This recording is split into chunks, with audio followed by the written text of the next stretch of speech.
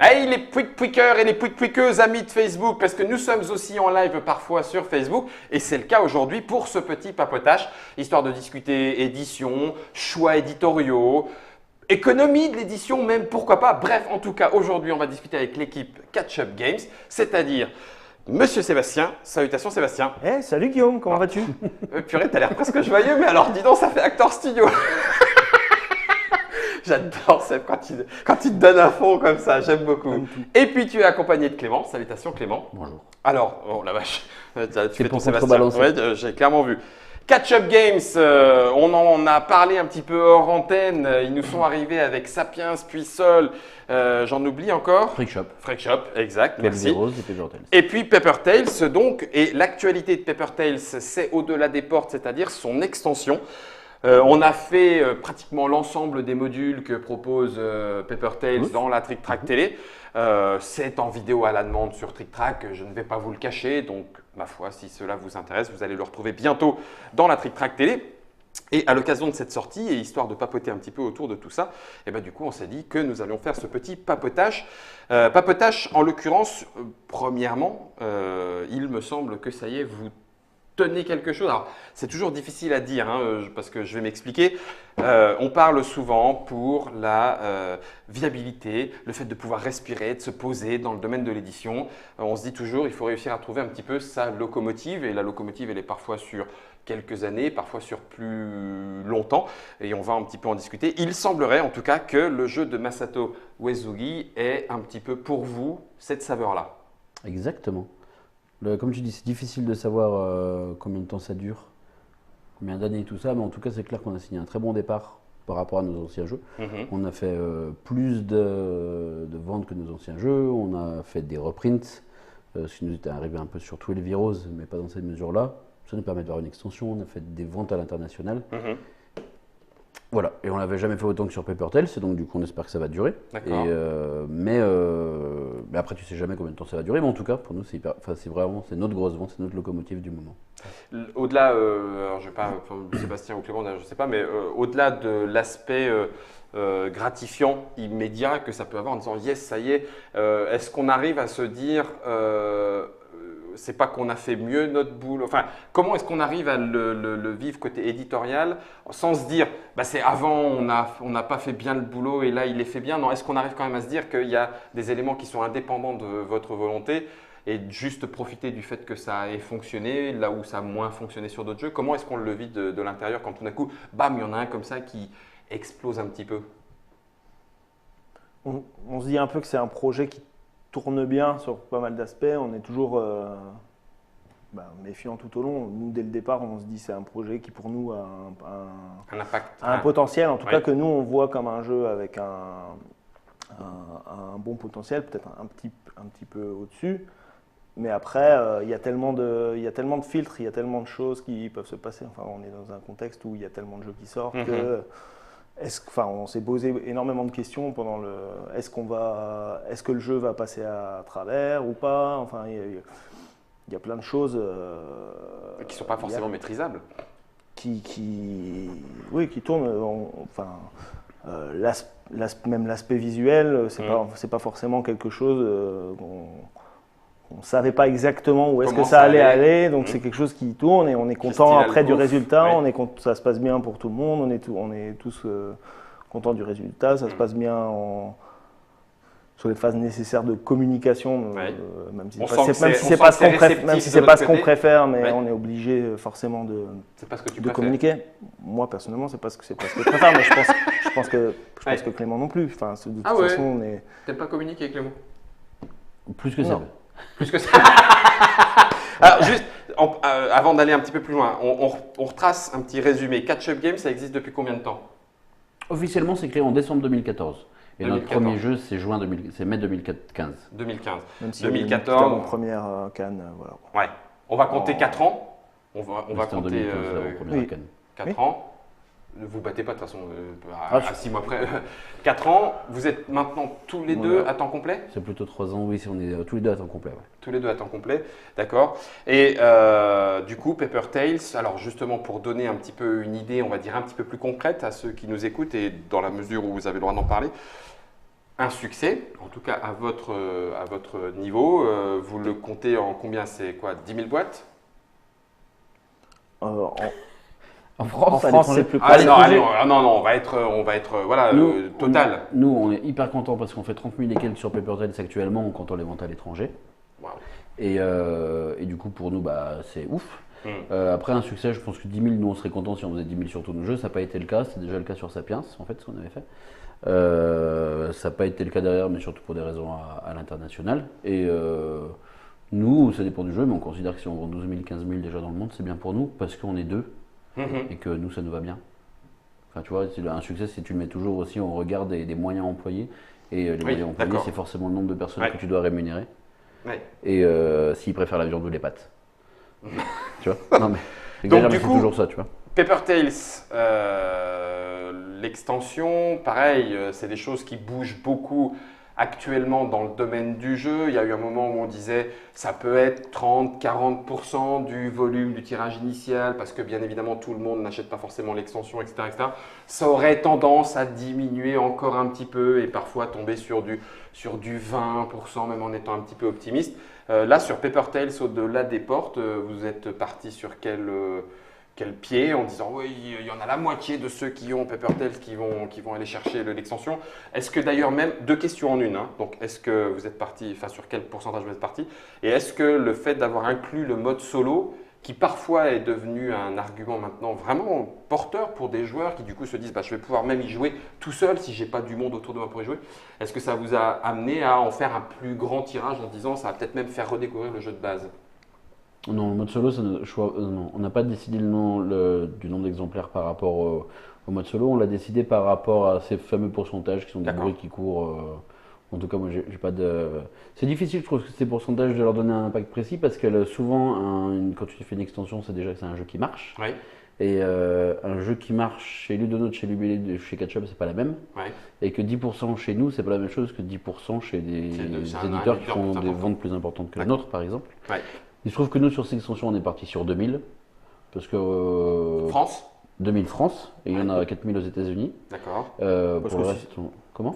Aussi, c'est quelque chose qu'on discute avec Avec le les distributeur. D'accord.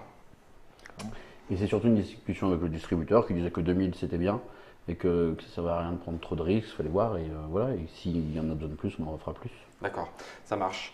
Donc du coup, il est parti déjà sur 2 territoires. Voilà là actuellement la frise de l'extension solo. Alors là, en l'occurrence, elle est d'une part pas droite et puis en plus, elle est un petit peu déjà toute dévoilée. Donc c'est comme si on était à la fin du jeu.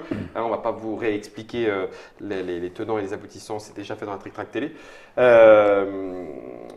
Vous avez bien évidemment gardé Christine Alcouf, c'est-à-dire que là, en l'occurrence, aussi bien en termes de couverture qu'en termes de contes et légendes, c'était comment déjà un peu en papier, enfin l'aspect un petit peu papier déchiré, collé les uns sur les autres. Donc là, de toute façon, il n'était pas question, l'identité graphique fait maintenant complètement partie de Paper Tales. Il n'était pas question de changer quoi que ce soit là-dessus. Non. Bah, pour nous, oui, à partir du moment où elle est d'accord pour continuer en tout cas. J'entends mais bien. oui, c'est difficile, ce serait Mais je voyais, tu posais la question, enfin, vous aviez amené des réflexions autour de ça en disant est-ce que les choix qu'on fait vont être compris, je ne sais pas si c'est comme ça qu'il faut le dire, vont être suivis. Hein, on va reprendre pour ceux qui ne connaîtraient pas forcément les illustrations, voilà, le mode un petit peu papier déchiré, papier collé. Au final, les joueurs ont répondu, enfin les joueurs ont répondu présent par rapport à ça. Vas-y, je t'en prie. Non, mais du coup, ça a l'air suffisamment apprécié Plutôt, pour oui, pas après, avoir à on se sait. dire bah non, il faudrait qu'on le reprenne. Parfois, ça arrive, certains éditeurs disent bah, le choix, la charte graphique, choisie, le jeu est suffisamment bon et ouf, ils sont passés par-dessus la charte graphique. Là, ça n'a pas été le cas. Le tout a plu. L'ensemble a plu. Tout le monde n'aime pas, tu vois, parce que tout le monde, enfin, tu peux pas toujours plaire à tout le monde et c'est évident. Mais les retours ont quand même été très positifs. À la fois pour le visuel, parce qu'il y a beaucoup de personnes qui trouvent les illustrations aussi jolies que nous on les trouve. Ouais. Mais je pense que même certaines personnes qui n'aiment pas spécialement les illustrations reconnaissent qu'au moins il y a un parti pris. Et nous, c'était aussi notre choix premier d'avoir un parti pris. Voilà, il n'y a pas de raison. Enfin, globalement, c'était bien accueilli, quoi. Il n'y avait pas de raison d'en changer. En plus, nous, on les aime bien, on est content du travail de Christine. Donc du coup, Paper Tales on peut le dire même au présent, est actuellement votre locomotive. Oui. Et ça permet, je pose la question même un peu naïvement, et tant mieux, ça permet vraiment de se poser, ça permet vraiment de moins s'inquiéter pour l'avenir de la maison d'édition. Ça dépend ce qu'on appelle l'avenir, mais. Bah, Mais ça- alors je sais pas, sur un an, sur 2 un ans, an, ouais. un an. Ah purée, On c'est va super dire. short Mais quand même. un an parce que tu sais pas. Après, ça dépend si tu demandes à la personne optimiste du groupe ou à Voilà. la personne pessimiste. Tu vois, moi, je suis le mauvais flic et c'est le bon flic. C'est-à-dire que moi, je considère qu'on peut difficilement évaluer la carrière d'un jeu tant qu'elle est en cours, en fait. Et que D'accord. c'est difficile de savoir. Mais c'est difficile parce qu'on le vit on quotidien. découvre au fur Ouais. et à mesure quelle est la Et puis vous n'avez pas quelle est la peut-être carrière point de jeu. On essaie de faire des de choses comparaison. pour le faire vivre, bien sûr, mais on est quand même dans la découverte de la pérennité ou non de l'accueil qui est fait, au jeu, en fait. Le truc qui était agréable, c'est qu'en gros, à la fin du mois de janvier, on savait que l'année 2018 serait meilleure que celle de 2017. Et que c'était déjà notre meilleure année. Donc rien que ça te fait souffler. Donc déjà, là, t'es content. D'accord. Enfin, tu vois, T'as une impression de progresser, forcément. Ouais. C'est ça, donc ça fait plaisir. Après, on sait aussi que si ça s'arrête d'un coup, Tu redémarres. ça suffira pas pour tenir tout 2019, tu vois. Ouais. Donc, Alors, on se met pas dans un état d'esprit de rentier. Non, mais voilà. Mais c'est mais rarement non, le c'est- cas dans le domaine c'est- du le mot- jeu, le il mot faut est- le dire. Le mot mais- est- ok. le mot est un peu fort, Oui, je comprends. si on en vend 2000 de plus, là on sera peut-être rentier. Pour 2 mois. Donc Paper Tales, au-delà des portes, chez Catch Up Games, ça passe à 7 joueurs. Ouais. Pareil, du coup, autant le module solo à titiller la fibre de joueurs en disant bah, c'est cool, il n'y a pas forcément du monde autour, hop, allez, je m'en fais une petite tout seul. On en discutait même avec Germain qui réalise cette Trick Track TV. Ça a un intérêt, de nouvelles unités bien évidemment, de nouveaux bâtiments. Là par contre, en termes de profondeur, d'adaptabilité au tirage des bâtiments, ça renouvelle énormément les choses. Le 6e et le 7e joueur, je me suis plus posé la question. C'était pourquoi une demande ou en disant bah non, mince alors il y a du draft, Seven Wonders c'était 7, on va lui tataner la tronche, on va faire 7 nous aussi. Parce que dans Race for the Galaxy, ils font un nouveau joueur par extension. Non, c'est pas vrai. Ah tiens, je me suis dit comme recette, d'accord. Ah tiens, ils ont fait ça, on va faire ça. On va faire ça aussi. Non, mais pour être honnête, c'est des choses qu'on a. Enfin, quand on travaille sur le projet, on est un peu de nez dans le guidon et on ne travaille pas forcément sur tous les aspects. Mais là, le fait d'augmenter le pool de cartes dans le jeu en injectant de nouvelles cartes, des nouvelles unités, du nouveau contenu, ben, ça nous a posé cette question finalement, qu'est-ce qui empêche le jeu d'être Plus que ça. joué à plus? Et donc du coup, on s'est dit, bah, on va au moins l'essayer. Et si ça nous semble concluant, pourquoi pas le proposer aux gens? Parce que c'était aussi des questions qu'on nous posait. Pourquoi puisque ça se joue en simultané, pourquoi on peut pas jouer à Oui, on n'augmente pas le temps de jeu en étant 5, 6, 7. Tu le demandes un peu, mais de Un manière petit peu, minime. oui, mais minime. Ce qui On permet de augmente pas, rester ouais. aux alentours de 30 à 45 minutes. Oui. Je vais passer à une dernière petite partie question autour de Paper Tales, sauf s'il y a des questions avec nos internautateurs et internautatrices en live. Il est parfois, pour l'avoir lu, même encore dernièrement par rapport à la sortie de Au-delà des portes, qui arrive en fin mai 2018, qui est arrivé fin mai 2018 en fonction du moment où vous regardez cette vidéo, certaines personnes, certains joueurs, le découvrant, alors après bien évidemment ça dépend du passif de chacun des joueurs, se disent 4 tours, oh la vache, c'est super ramassé pour un jeu à combo qui normalement s'installe un petit peu, c'est super court. Et donc, le raccourci est peut-être un peu rapide, mais c'est justement le sens de ma question, c'est un petit peu léger. Alors j'ai le sentiment inverse, mais j'aimerais que ce soit, d'ailleurs c'est con de le dire dans ce sens-là, mais j'aimerais que ce soit vous qui défendiez le truc. Est-ce que vous le trouvez à demeure ou à escient court et trop léger, ou au contraire cachant un petit peu je sais que Seb il est au taquet là-dessus. Alors, bah, je sais pas, peut-être que nous on est un peu influencé par le fait qu'on a découvert ce jeu sous sa version japonaise, qui avait d'une part beaucoup plus de texte et des illustrations plus sombres, Voire pâles, c'est ça. voire pâles. Et du coup, nous on s'est jamais posé la question. On a toujours eu l'impression que c'était un jeu qui avait des grosses qualités de format, clairement, mais qui était pour nous Joueur. résolument un jeu gamer avec de la profondeur et ces choses-là. Après, je ne sais pas dans quelle mesure le positionnement d'image qu'on a choisi pour aussi ne pas rendre le jeu, ne pas faire sembler le jeu plus inaccessible qu'il ne pouvait l'être. Ouais. Ça joue dans ce sens-là, mais c'est vrai que moi je suis toujours Surpris. un peu surpris d'avoir la.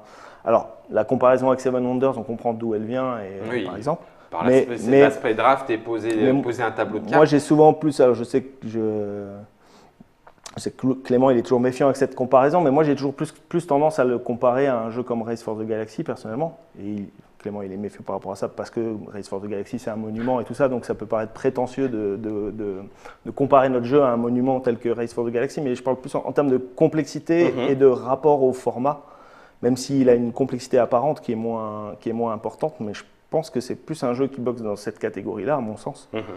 Avec aussi ce même genre de tension de pouf, je suis en train de monter un moteur et je suis en train de monter un truc fou et ça va être fini. Mais ça va être fini parce que ça a besoin que ça se finisse pour que ça reste équilibré, pour qu'il y ait ce minimum de frustration pour relancer une partie et avoir ce côté un peu addictif que nous on a trouvé en tout cas dans ce jeu. Et Race, il le tenait déjà de Puerto Rico, tu vois. Puerto Rico, c'est vraiment le jeu de gestion où la partie s'arrête quand tu as lancé ton moteur.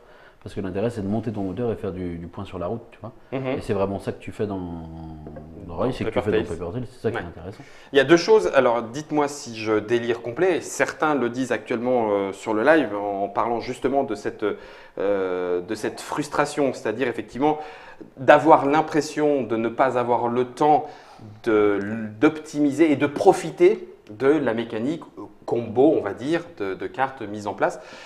Du coup, dites-moi si je délire complètement.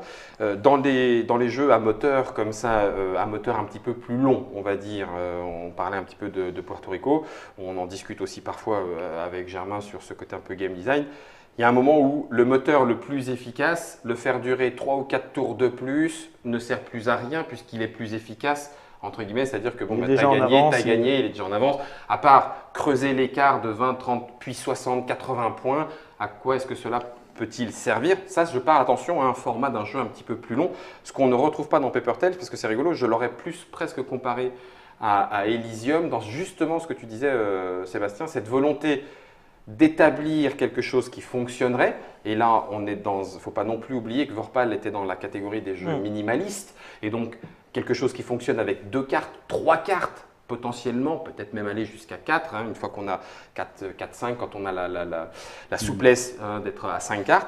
Et ce minimalisme-là vient parachever son œuvre en disant tu as fait fonctionner la combo, mais comme on veut que ce soit sur un temps ramassé, cette combo va être ramassée aussi.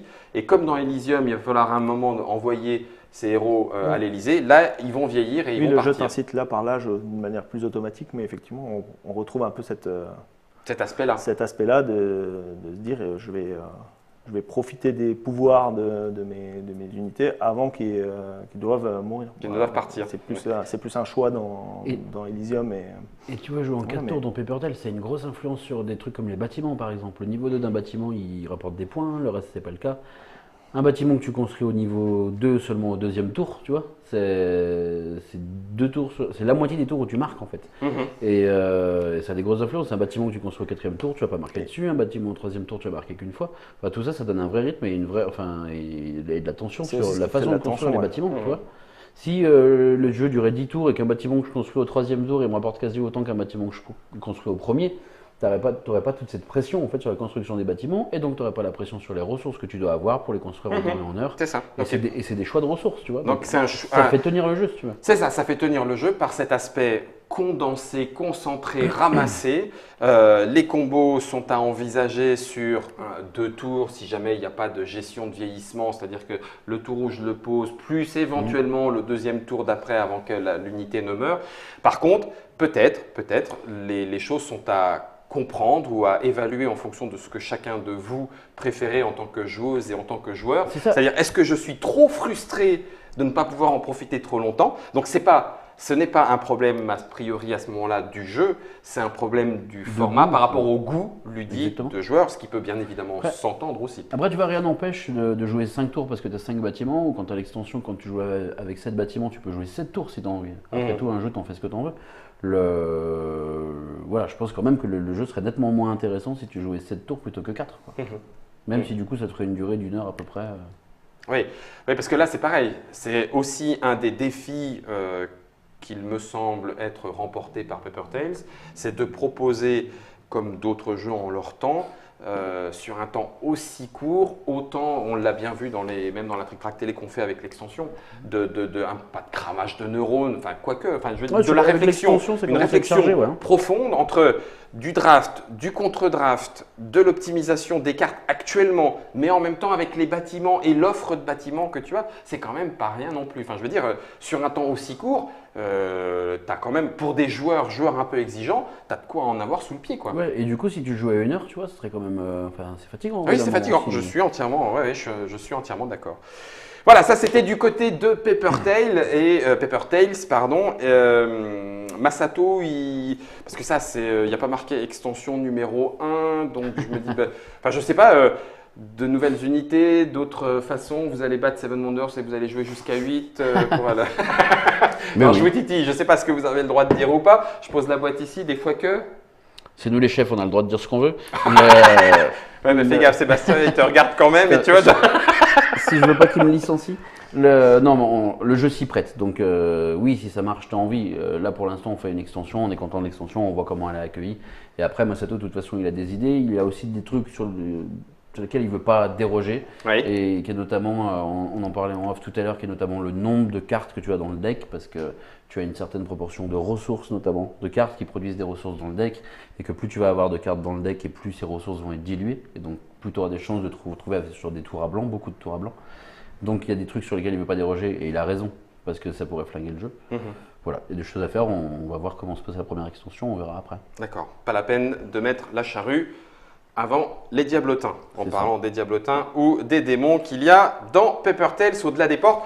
Petit aparté, 2 choses sur Masato, où il me semble que dans notre premier papotage à la sortie de Paper Tales, vous aviez eu vraiment un vrai grand plaisir à travailler avec cet auteur pour cette faculté, cette capacité de prise de recul sur sa propre création, d'analyse, de travail, de développement, de répondant. C'est toujours le cas avec l'extension et tout ça? Non, maintenant on ne veut plus travailler avec lui, c'est mort. C'est sûr que c'est un auteur qui est très impressionnant de ce point de vue-là, en capacité de travail sur un jeu aussi complexe à travailler. Cette extension, on a commencé à... Alors il y avait déjà des matériaux, mais on a quand même travaillé dans un... On l'a incité, et il était d'accord pour ça, à travailler dans un laps de temps très court. Ouais. Et, défi relevé au la main. Ouais, je pense qu'il a fait. Les bâtiments étaient déjà faits de la version. Vorpal. Ouais, ce qui s'était passé, c'est que Vorpal avait une extension qui était D'accord. sortie. À la base, nous, on voulait mettre Vorpal et l'extension dans la boîte de base, mais le jeu aurait été trop cher. Donc, on a mis que les unités et pas les bâtiments. Donc, on avait 6 bâtiments qui existaient, si tu veux. Donc c'était déjà une partie de module, enfin un Voilà. module supplémentaire C'est ça. presque prêt. Mais faire une extension avec 6 bâtiments, ça va pas.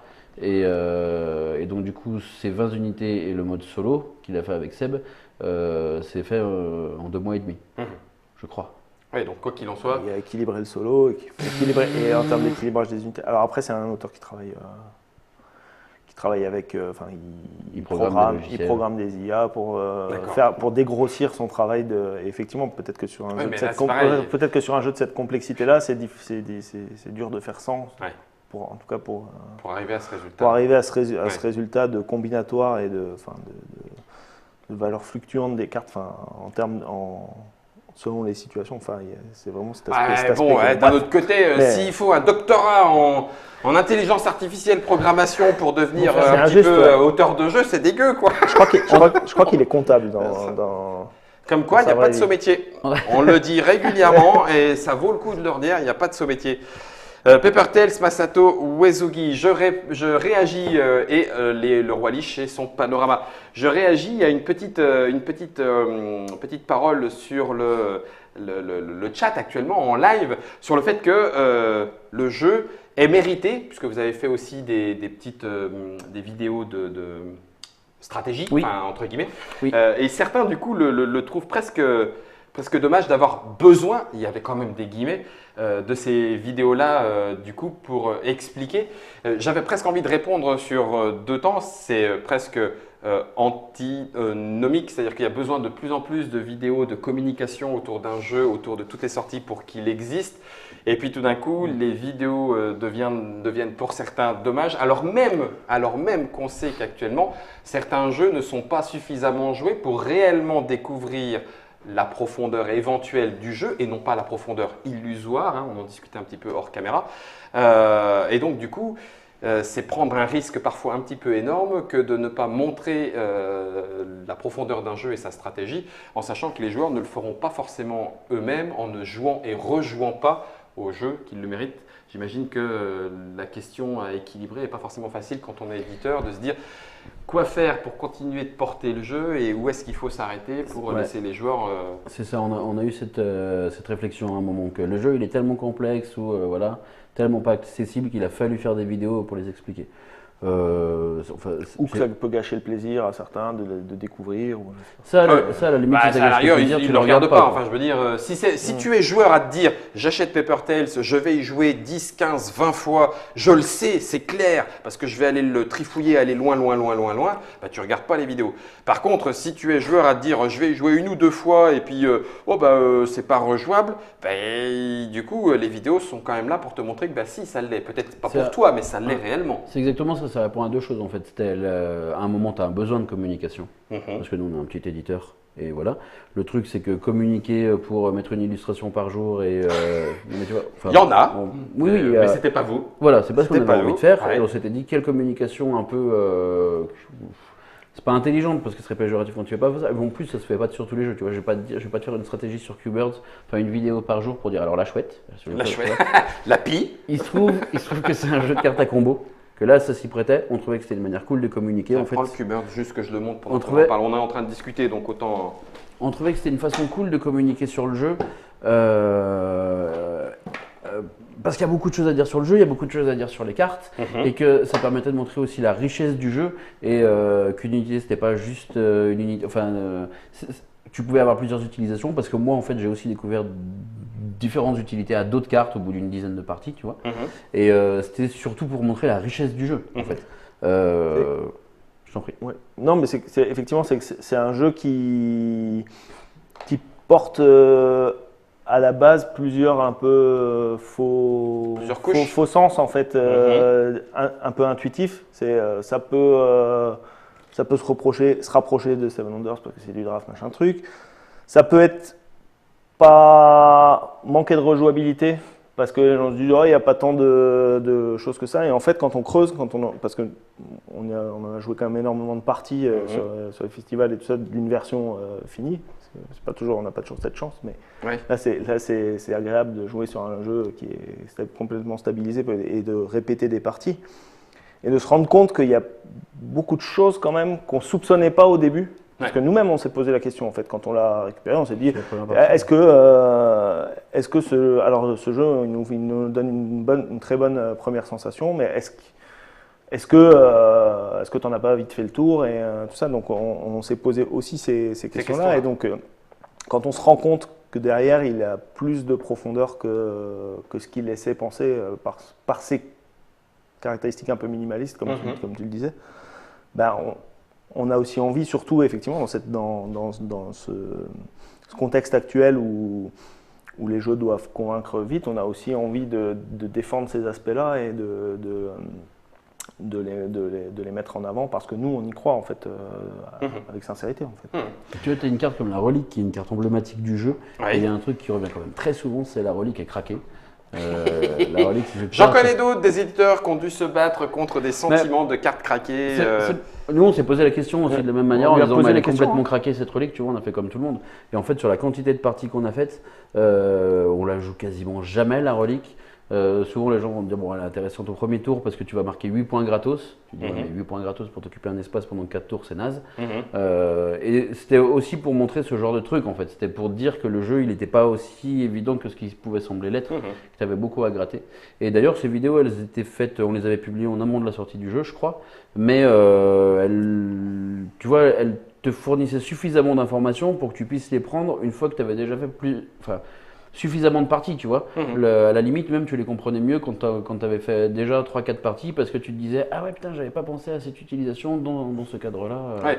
Alors, on en viendrait presque à se dire, du coup, Paper Tales aurait fallu le sortir avec 10 enveloppes, l'enveloppe pour la partie 1, rajouter les unités, l'enveloppe de la partie 2, tu sais, un espèce de faux legacy pour amener les joueurs de façon peut-être un petit peu trop conduite par la main et peut-être de façon un peu trop illusoire, à vraiment découvrir entre guillemets dans le bon ordre. Parce que sinon, on en reviendrait à dire, Race for the Galaxy, actuellement, qui est considéré comme un sacré joueur, à potentiel rejouable assez énorme, mais il faut apprendre l'icono, il faut quand même se farter les cartes et X parties pour comprendre comment certaines fonctionnent bien ensemble et dans un tableau plus global, etc. etc. Et actuellement, ça veut dire que ce jeu-là n'aurait aucun avenir ou très peu. Enfin, c'est facile de dire ça comme ça, mais c'est juste pour dire. Aujourd'hui, il aurait moins de temps pour convaincre. C'est ça, il aurait. Bah oui, mais en l'occurrence, Race for the Galaxy a besoin de temps pour convaincre. Moi, mon parcours avec Race, par exemple, typiquement, c'est plusieurs années. Je l'achète, j'arrive pas à y jouer parce que j'ai pas les gens motivés sur la main et tout ça. Je finis par le revendre sans avoir joué. Je finis par le racheter à quelqu'un parce que je me dis quand même les gens continuent. Non, mais les gens continuent d'en parler et tout ça. Mais c'est cette longévité qui à un moment donné crée l'envie de se dire je passe quand même peut-être à côté de quelque chose en faisant pas l'effort et voilà. Et après mais effectivement c'est des jeux qui peuvent avoir en tout cas, la question se posait peut-être moins quand il y avait moins de jeux. Parce qu'un jeu qui avait des qualités remarquables, je pense qu'au bout d'un moment… On finissait par être dit et remarqué. Ça allait se remarquer. Aujourd'hui, je suis pas sûr que c'est forcément garanti. Après, nous, on ne peut pas se plaindre non plus de l'accueil qui a été fait à Paper Tales, clairement. Le papotage sur Trick Track est là justement pour discuter un petit peu sur tous ces aspects. Et moi, je trouve ça super intéressant. D'autant plus, c'est rigolo, on parle beaucoup là pour l'instant, jusque-là, de Paper Tales. Et je ne sais pas comment s'est passé Freak Shop, mais dans le format, du coup, arrive Q-Birds aussi, beaucoup plus léger, presque familial. Voilà, pourquoi coup de cœur? Non, envie de continuer 2 gammes en parallèle, plus joueurs, plus famille? Ou non, c'est l'occasion qui fait le larron. On a rencontré Stéphane Alexander et son prototype. C'est les deux. C'est toujours ce qui nous guide depuis le début qu'on fait, peut-être qu'on se trompe, mais depuis le début qu'on fait catch-up, c'est quand on joue à un jeu qui nous plaît, on a envie de l'éditer. D'accord. Et Q-Birds, quand on y a joué, ça nous a plu, on y a rejoué plusieurs fois, on a trouvé ça cool. Et dans un format qui est très différent, et donc du coup… pas pour le même public. C'est pas le même public du tout. Ouais. Après, on peut comprendre que ça perde du coup des gens parce que… on avait vu d'ailleurs l'effet qu'avait eu Sol par exemple après un Sapiens. Après Sapiens, qui avait reçu un bon accueil auprès des gamers. Il y a pas mal de gens qui nous ont revus sur Salon après qui nous ont dit on n'a pas compris Sol. On n'a pas compris Sol. Ouais. Plus léger, un peu aléatoire. Après, Sol, ça fait autant de ventes en France que Sapiens, par exemple. D'accord. Et voilà, donc ça peut troubler les gens. Après, nous, c'était notre… voilà, c'est ce qu'on avait envie de faire. C'est ce qu'on a continué à faire. Peut-être qu'on changera d'avis après un moment. Ok. Donc, du coup, Q-Birds, Paper Tales au-delà des portes. Là, du coup, c'est l'actualité de Catch-Up Games. Ouais, c'est sur les 2 semaines qui arrivent. Les 2 semaines qui arrivent, nous sommes mi-2018. Ouais, on trouve qu'il n'y a pas assez de mois dans l'année pour sortir des jeux, du coup on va tout en même temps. Lapsus. Il n'y a pas assez de jeux. Moi, j'ai pas assez de jeux. On va aller un petit peu plus loin. L'autre petite partie de ce papotage, je vais mettre ça sur la table, comme ça va donner petite vision d'ensemble. On va teaser un petit peu pour la suite, puisque vous êtes aussi venu avec Fertility. Exactement. C'est un petit bout du matos. Tu verras Tac, avec des totems 3D, Ouais, enfin des obélisques 3D, Ouais. des sphinx. ça se passe dans Des l'Égypte sphinx. antique, donc du coup on fait des petits monuments, des temples, des pyramides, des sphinx. Ouais. Ça c'est un jeu qui arrive. Ça c'est le proto, hein, on est d'accord, hein, que personne, que tout va bien. Ce n'est qu'un proto. On va apprendre à faire usage du double face pour les bâtiments, par exemple, de l'impression de double face. Ah, c'est-à-dire que vous avez même des imprimantes double face. T'as Le déjà vu- sphinx sera des deux côtés. Est-ce que t'as déjà On vu fait du sur le recto vidéo verso. du jeu On fait du recto Des verso. punchboards Ouais. recto verso Des punchboards recto verso, mais c'est excellent, c'est une super bonne C'est idée. une innovation. Je ouais. pense que qu'il ça va faut être savoir repris. innover si on veut survivre dans ce monde. Donc du coup, Fertility, c'est quoi? Et d'abord, c'est quand? Alors, là, on tisse sur du combien de temps là? Septembre. Septembre 2018. Oui. Donc avant Essen même. Oui. Ouais, pas de souci. Il y en aura à Essen de fait, Oui, du coup, il y aura des jeux, il y aura des. multilingue, Français-anglais. français-anglais. Il n'y a pas de texte, de toute façon. C'est sur la le- vraie boîte qu'on voit à l'écran? C'est la vraie boîte. Ah, donc c'est Elle déjà est- pas mal avancé. Oui, c'est parti en prod là, vendredi. Alors c'est de qui et qui illustre? C'est de Cyril Leroy. Ah, mais c'est Sapiens. Non, Oh, c'est le Sapiens. traquenard. Oh, le traquenard. Pardon, j'ai rien c'est dit, le c'est de même- Cyril Leroy, donc. C'est le même auteur que Sapiens. Et c'est effectivement. illustré par. Et c'est illustré par Jérémy Fleury. D'accord. Il illustre Jérémy Fleury. Eh oui, ça fleure bon, les illustrations de Jérémy. Ok, C'est un jeu de tuiles. tout à fait. Ça n'a rien à voir avec du domino. Bah non, puisqu'ils ont deux phases, chaque. Tu vois, il y a des scènes.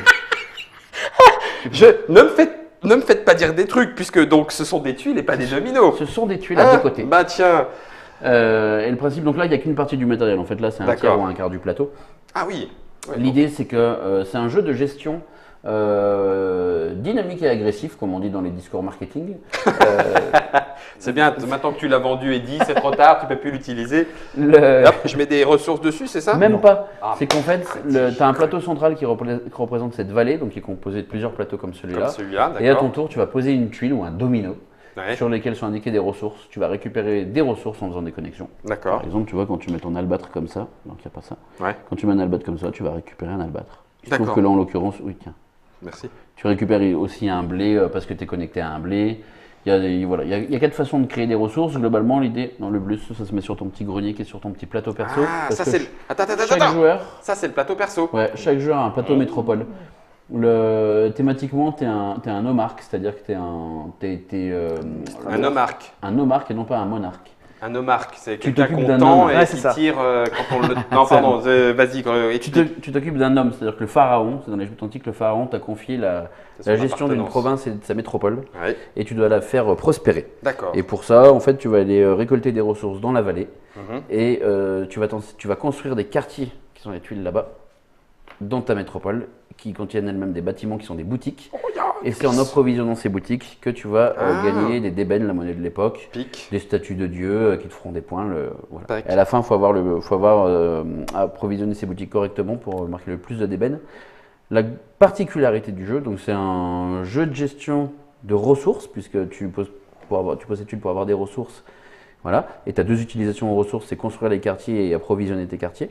Mhm. Donc tu as déjà une première tension sur ça, sur est-ce que ce raisin, je vais l'utiliser pour acheter ce quartier dont j'ai besoin ou plutôt pour approvisionner cette boutique D'accord. qui me rapportera des débènes. Et l'autre particularité sur cette gestion, c'est que les ressources, tu ne peux les utiliser qu'au tour où tu les récoltes. Et tu as une gestion tendue en fait de ta ressource. C'est quand j'ai gagné ça, il faut que je l'utilise et ce que je n'utilise pas est défaussé. Ah purée, il n'y a pas de grenier, machin truc. Il n'y a pas de grenier. Tu stockes tout là et tout ce qui n'est pas là, tu vois, si ça à la fin de ton tour ça reste là. Si Enfin, ça c'est en dehors, si ça, c'est là, j'ai c'est perdu mon marbre. C'est ça. Donc il faut que tu gères correctement tes 5 ressources.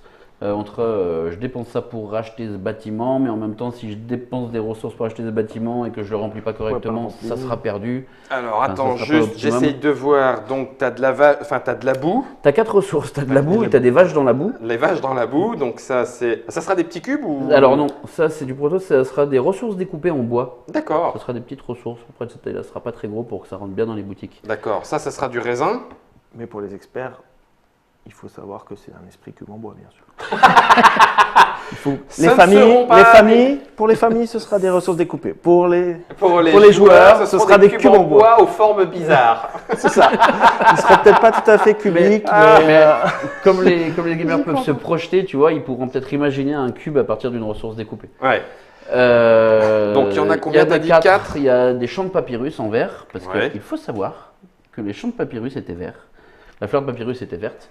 Il y a de l'albâtre en blanc, il y a donc les bovins, les vaches en marron et le raisin version violet, rose, là c'est pas la couleur définitive, c'est le proto. Et tu as une 5e ressource qui ne se retrouve que sur le plateau, qui est le blé. D'accord, ici, mais que tu Quand prends on pas. Quand on va se connecter près du blé, on va monter dans son grenier. C'est une façon de stocker aussi. Ah, il est là. Alors, D'accord, voilà. c'est celui-là, le grenier à blé que tu remplis au fur et à mesure. ça peut à la fois être un enjeu de fin de partie parce que Ok. c'est une des voies de scoring de monter sur cette piste Ouais. en stockant beaucoup de blé, ou alors ça peut servir à payer par moment nos bâtiments. Nos Ça nous bâtiments. donne de la flexibilité pour D'accord. payer les bâtiments. Ok. Si on... Comme tu peux utiliser que les ressources du tour en cours, Oui, Par oui, contre- c'est ça, c'est bien d'avoir un petit peu de flexibilité. par contre aussi. ton grenier, voilà, ça te permet tu dépenses quand tu veux. Ouais, ok. Et les petits bâtiments, c'est des bâtiments tu vas pouvoir- pyramides que tu construis chez toi Non, ou sur le plateau Sur le ici? plateau, dans la vallée, des fois tu as l'opportunité en fait, plutôt que de prendre une ressource. En fait, tu as 4 façons de prendre des ressources, tu as 4 prises de ressources, tu as la connexion de tuiles, tu as quand tu connectes un champ de blé, tu as quand tu recouvres une icône comme celle-là, ou quand tu fais une carrière, c'est-à-dire que quand tu fais un espace entre des tuiles, je vais te le faire. Vas-y. Ça marche, je vais peut-être te le faire. Je vais arriver à te le faire. Tu vois, si tu fais un truc comme ça, c'est-à-dire que là, tu as un espace qui est tout seul au centre, sur lequel tu ne peux rien poser. Là, tu crées une carrière. Et quand tu crées une carrière, soit tu prends la ressource de ton choix, soit tu poses un monument bâtiment. à toi. Et évidemment, en fin de partie, plus tu as posé de monuments, plus tu mets des points parce que c'est un système de majorité. Le système de scoring est assez simple, tu es en terrain connu, parce qu'il y a 5 voies de scoring différentes. Mais c'est très concentré sur qu'est-ce que je fais de mes ressources et dans quel timing, et surtout ça se joue en peu de tours, ça se joue en 9 tours, ça dure 30 minutes, des fois un peu moins quand tu sais jouer, et donc du coup faut gérer correctement parce que Péchu étendu. oui, et comme tu as peu de tours, tu vois, faut bien que tu pèses l'investissement de chaque truc. Si je paye 2 pour acheter une tuile, c'est cher, et donc du coup il faut que je remplisse bien les boutiques, sinon ça va me coûter très cher en ressources. À la fin. D'accord. Nous avons Mathieu Bonin que l'on salue chez Dice qui nous dit « J'ai préféré à Sapiens ». Ça, c'est une première information qui va surtout le concerner lui, mais moins de contraintes dans la pose des dom... Non, pardon, il s'est arrêté, il a dit Des tuiles. Oui, des tuiles. Moins de contraintes dans la pose des tuiles, de la tension dans l'acquisition et l'allocation des ressources, plus de choses à faire et de stratégies différentes. C'est Un titre, un très bon résumé de la part de Mathieu. Merci Mathieu et un grand salut à toi en passant. Justement, est-ce que, avec votre expérience maintenant, Cyril qui était à Sapiens et le premier jeu que vous sortez, du coup Fertility, il y a une espèce, je sais pas, est-ce que la boucle est bouclée et en même temps vous allez travailler autrement que Sapiens? Enfin voilà, comment... Il n'y a pas de suite si tu veux, parce que les deux jeux n'ont rien à voir. D'accord. Enfin, si ce n'est qu'il y a des tuiles. Tuile. Et que Il a failli sortir le marteau, Sébastien. Ah non, Non, du pas tout. domino, Non. tuile. et que c'est le même auteur. D'accord. Donc il n'y a pas de suite, et parce que il est beaucoup plus accessible et, que Sapiens. Sapiens, on s'est rendu compte qu'il était assez brain burning, mais ça on s'est rendu compte après. Surtout ce qui est. C'est l'expérience. Mais voilà, c'est surtout ça en fait L'expérience. qui est amusant. La boucle, elle peut être bouclée dans ce sens-là en fait. Ouais. Même si j'espère qu'on sortira d'autres jeux après. Ouais, je ne disais pas ça non Ouais, plus, je t'en- Clément, il n'y a pas de souci. C'est en fait, je pense, pas le jeu en lui-même, mais le degré d'accessibilité du jeu. C'est ce qu'on pensait être Sapiens au moment où on a sorti Sapiens. Sauf que nous, on venait d'un milieu de gamer, on se disait, ah, Sapiens, c'est familial plus. Et Bam il était en avant-première à Cannes et on a eu des bons retours. Il était sorti en mai et en juin, on l'avait fait jouer à PEL. Et là, on avait vu que les gens étaient comme ça. Tu vois, sur les plateaux. Et il n'est pas facile, notamment sur un truc tout con, tu vois, c'est qu'à Sapiens, quand tu es obligé que toutes les connexions soient effectives, Bah oui. donc quand tu fais un truc comme ça, ici, tu n'as rien le droit de mettre. Et ça, déjà, c'est facile pour du gamer, mais moins pour du joueur. Alors que là, qui est un peu maintenant, moins j'ai le droit de habitué. faire ça. Là, j'ai le droit de faire ça, tant qu'il y a une connexion qui est valide, c'est bon. Bah oui. Et du coup, c'est aussi un peu plus festival, c'est moins exigeant.